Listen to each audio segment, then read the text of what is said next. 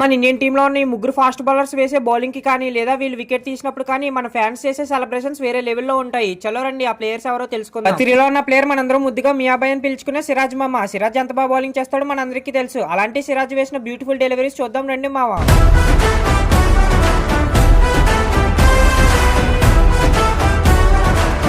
2లో ఉన్న ప్లేయర్ మన స్వింగ్ కి కింగ్ అయిన భువనేశ్వర్ కుమార్ మామ. భూవీ ఎంత బాగా బౌలింగ్ చేస్తాడో మనందరికీ తెలిసిన విషయమే కదా. అలాంటి భూవీ తీసుకున్న కొన్ని బ్యూటిఫుల్ వికెట్స్ ఏంటో చూద్దాం రండి మావ.